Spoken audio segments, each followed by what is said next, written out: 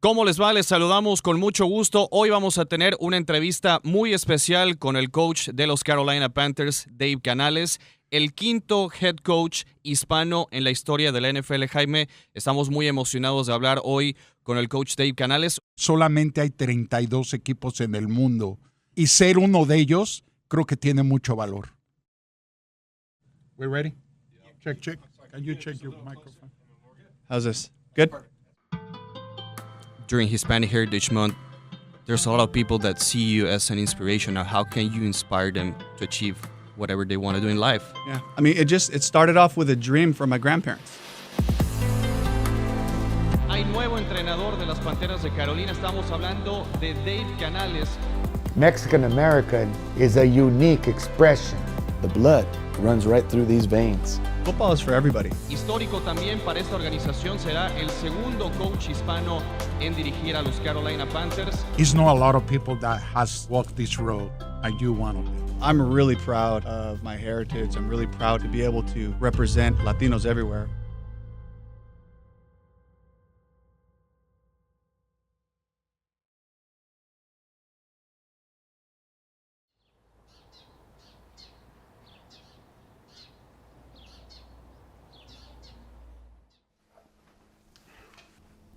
Yeah, my name is Isaac Canales, and I'm David Canales' father. These are David's grandfather's medals earned during World War II. He earned this medal as an expert rifleman. He was issued the American Defense Medal. Then he was issued the Medal for Combat in World War II. And then he was issued a Battle Star. So these are the medals given to Mexican warrior who couldn't speak English, barely spoke English through the entire war. So we're very proud of Grandpa. My father came from Mexico. He was born in part of Mexico called León, Guanajuato. And he was an orphan at the age of 11 and traveled from Mexico to the United States, back and forth on trains, and finally ended up in San Jose. He felt the calling to the ministry and was prepared to go to Bible school, but he was drafted into the Army without being a naturalized American citizen. He was transferred overseas and landed on the shores of Iran as the first ever group of landing craft in the history of World War II, where they staged the landing of Dunkirk on D-Day. The decision that he made was go back to Mexico or fight. And it's always been part of the Mexican culture to be a warrior. And so I think that was part of Papa's decision, to be a warrior and to secure a better future for his family if it meant to be able to become a citizen and then become a part of the privileges that America offers the citizens and for the future of a family that he would have. As he got into his 20s, he just kind of, to him, he was like, okay, I know there's something more to this, and that's right around the time when he met the Lord. And that kind of changed everything.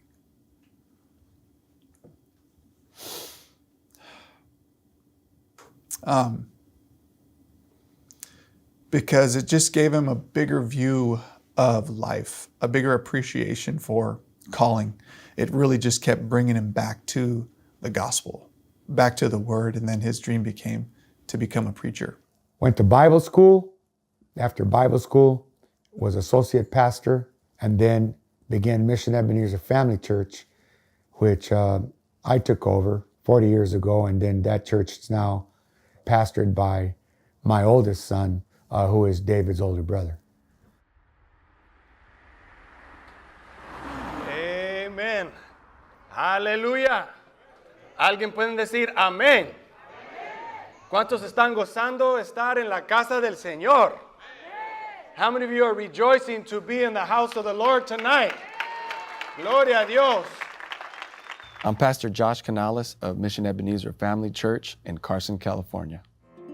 I do not know what you are going through, pero yo sé una cosa. Nosotros servimos a un Dios que es más grande que cualquier problema estamos pasando. Our church is part of the Spanish-speaking district of the Assemblies of God. And so we've remained faithful and connected to our roots. Much of our leadership, our pastors' conferences are predominantly Spanish language. However, our English side of our ministry is multicultural, very, very diverse. Es un día especial, amén. It's a very special day. Es el día que hizo el Señor. It's the day the Lord has made. Entonces nos tenemos que gozar y nos tenemos que alegrar. We're going to rejoice and be glad in Him. Our people here are a representation of the Port of Los Angeles. And so it's a mixed crowd, lots of families, lots of youngsters. You're going to see kids running through the sanctuary, lots of noise. You're going to see lots of hugs. We're like one huge family here at this church. And so being in a multicultural setting like Carson really helped us in developing into the persons that we have become.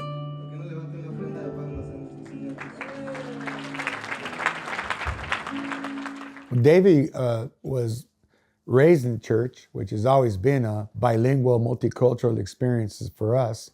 So he was raised in a setting where there's people of different nationalities, different cultures. So I would say basically that although he's, Mexican American, he's easy in any culture.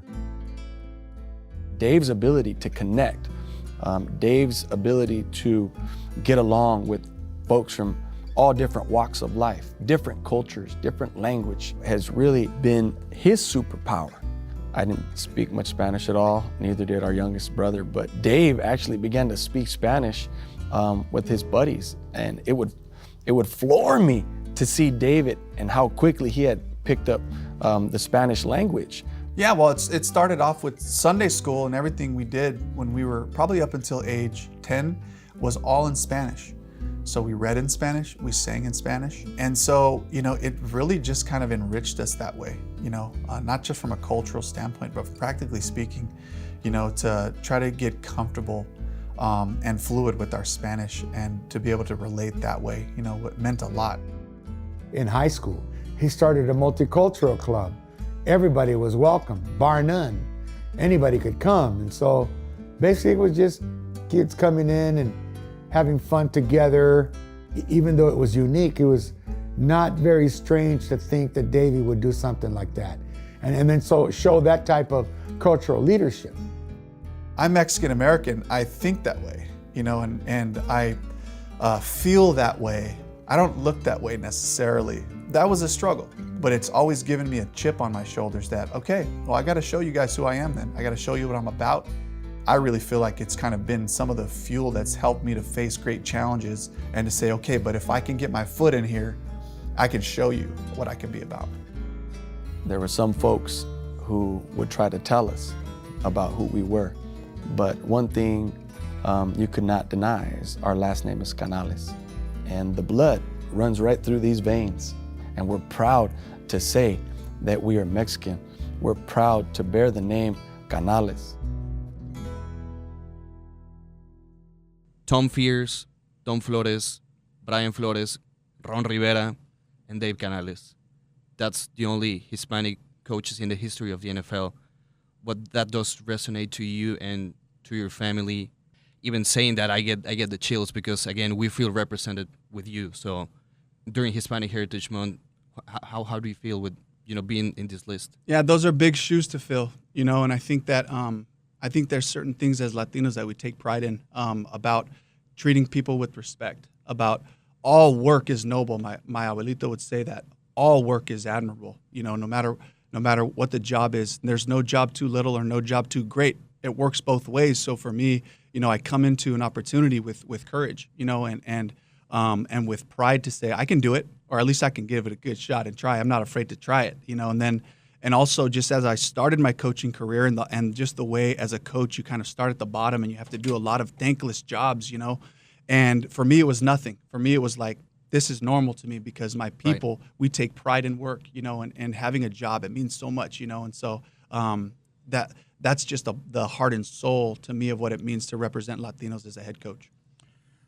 I want to ask you, what was the favorite dish that Abuelita fixed for you? Arroz con pollo. Arroz con pollo. And sí. you could smell the onions, the comino. You could smell just the tomatoes boiling all day. My abuelita's house was down the street, and that's where everybody went after school or after sports. We would go there, and you'd walk in, and you knew dinner wasn't ready, but it smelled so good. That's home. We were getting kicked out of the kitchen, but the arroz con pollo was amazing, and she'd have the full drumsticks of chicken in there. Mm-hmm. She'd have green olives, kind of a Spanish, flavor to it. It was so good. Yeah. And the beautiful thing is she's passed that legacy on. My mom had learned a lot of her dishes. Got you. My aunt Esther, my aunt Lisi, my cousins, all of them, Wow. they still carry those traditions, on today. Every market expresses in some ways the cities and the towns that the people came from their country of origin. Buenos días. ¿Cómo está? We grew up in this market in Carson. David and the boys, we would come and buy different things here. Oh, la venadita is the best. The best cuts of carne asada, carnitas.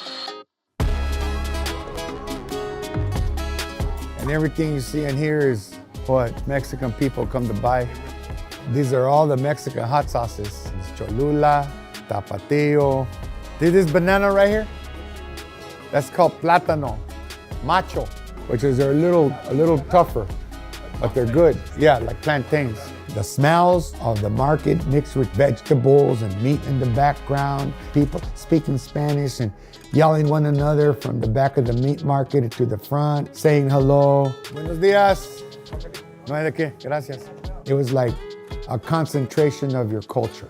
See, the people come here from Mexico, and this is like being in Mexico for our people. We're gonna order some regular Mexican style asada. In English, it's called flat meat, but we call it asada. And it's like what we order for our festivals, our parties, celebrations, baptisms, child dedications. Hi, how are you? Y vamos a ordenar 2 libras de carne asada y costillas y pollo. Yeah. We would go in together, get some chili peppers or some meat, or we'd go in there and pick out the piñatas. When they were little, we would come for their birthdays. We would get a piñata for them and for the nieces and for the nephews. It's important to go there, and to see friends that are part of the community, that keep the culture fresh. Gracias, muchas gracias por todo. People from Mexico and Mexican Americans, we like to retain our culture. And so to retain the pride of our distinctive. Ahí nos vemos. These little enclaves of culture are so important. For us, growing up in the streets of Los Angeles as Mexican Americans, we had choices to make. Were we gonna continue the path of the local gangs, just moving in the wrong direction, or were we gonna connect ourselves to something else? And for us, it was sport. The Rock started off as a dream of mine, my brother Josh, my older brother, and my cousin Kevin. And the 3 of us kind of put our brains together and said, okay, we got this 19,000 square foot void at our church. And so all of a sudden it was available on our property. At the time, it was an empty warehouse, but we had this dream of using sports to impact our community. What if we could turn this place into this like oasis for youth? Get them off the streets, get them out of trouble. Let's bring them in here. We'll train them, we'll challenge them. Say it, go. My name is Mike Evans. Push when it get hard. Push when it get hard. This place, The Rock, is a place where I grew up coming to. There we go. Push ourselves, push ourselves. Dave Canales was my football coach. Great mentor to me growing up, inspired us to be great. He always had dreams of giving back to kids, and now I'm back here, and I have 50 kids in our community that I'm giving back to. All y'all want to go to the NFL. If y'all want to do that, y'all got to do what the next man is not going to do.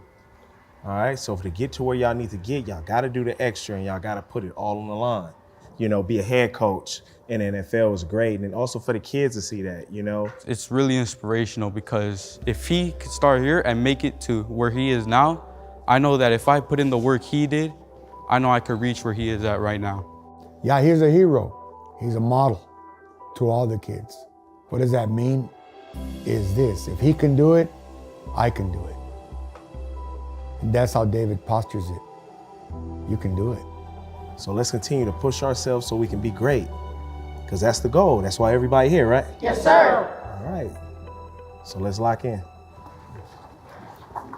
Started coaching in the Rock, started training athletes from a strength and conditioning standpoint, football technique standpoint, and my players were doing well in their practices at the high school. And so the coach called me the very next week and said, hey, been doing a great job with some of these guys. Would you like to come and coach? And I was like, absolutely. It stirred something in me. And I jumped at the opportunity to be able to do that. And that's really where my coaching career started. Next thing you know, I'm coaching at the high school and we're bringing, anywhere from 30 to 50 kids into the Rock, and the boxing program was thriving. And so it was just kind of started off with a little bit of a dream, and somebody got behind it. So let's go every 3 seconds. Olympic style boxing is punching every 3 seconds. My name is Alvis Arroyo, and I'm the head coach at the Rock Boxing Gym in the city of Carson, California.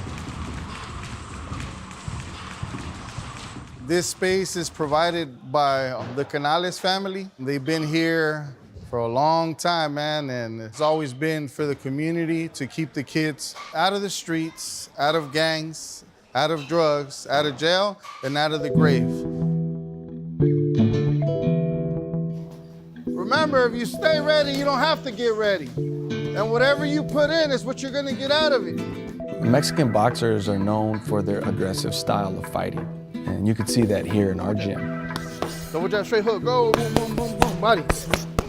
We like boxing, we like aggressive sports. It's part of the culture, part of the history of Mexican people. Yeah, it's a culture of toughness. You don't rub it when you get hit. Let's go, back to work, box.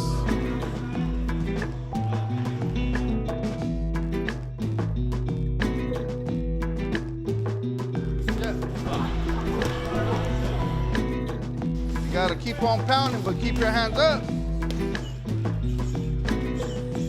The harder it gets, the better we get. That's kind of the way that our culture thinks and operates, and it's kind of a passionate and confrontational culture, that way. Your chest out, kind of shoulders back pride, that gets us going. And what better format than boxing, where it's mano a mano, and who wants it more? I think it just kind of fits the nature of our culture. Looks good on you. It was so important for my family to be there for my first win as a head coach.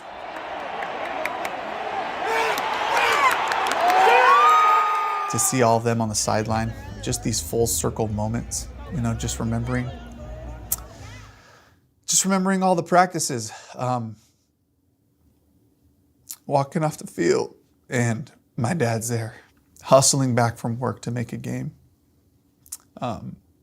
He never got to play sports. He never got to play. He had polio. And nobody really told him how he could do it, how he could get it done. But he was always our champion, my brothers and I. Kids usually live out their parents' dream. That was my dream, to play football. And all of my boys played that dream out to one extent. He didn't know anything about the sports we were playing. He learned. He watched the sports and all that, but he would always start off with, Mijo, what do I know? But it looks like you could do this or that. And if you don't do anything else, hustle. Hustle, work hard. Don't ever quit. If you get knocked down, get up again. You can always out-hustle somebody. You can always outwork somebody. And with God's help, man, you can achieve anything you want. My dad may have never donned the Narbonne High School jersey, but he played sandlot football. Them stories of playing football there in the hall of the Harbor City Projects is why we have Dave Canales coaching the Carolina Panthers. That's where I really fell in love with the sport, because there was so much involved with it, and the different calls and the things that can happen. He would sit here in that sofa right over there, and he would draw out maybe 5 or 6 plays with X's and O's. And of course, David's been good at what he does since he was little, taking the kids from the neighborhood to the local park. He would be the coach. sit in the same row with my brother Koba, my father and mother, to see Dave down there with his play call sheet, his headphones on, and doing his thing. It's incredible. Just these full circle moments. I just think about that and the different sports accomplishments that my brothers and I have made. And while it's certainly our own stories, it definitely means a lot that my dad and my family were able to be there for the first win. Remember where you came from. Don't ever forget. Be proud of your ancestry. Remember your grandfathers. Remember your great-grandparents. Always be proud of your heritage. I take a lot of pride in where I come from. The long journey really of my grandparents, coming from Mexico, establishing citizenship for my grandfather in World War II, and just really hoping for a better life for my dad, for his sisters, and breathing in that dream that here you can do anything you put your mind to, you can accomplish anything that way. And so I take a lot of pride in the fact that my dad stands on the shoulders of my grandparents, and I stand on the shoulders of my dad and his generation. Coach is bicultural. That connects you immediately to the community. It's so important to me that I contribute what I can to advance this game, especially to my people. Mijo, you can go and do anything you want to if you just work at it. He's an inspiration to thousands of young Latino men. Yeah, he's a hero. It's all about the story. What you're doing, that's what it's all about.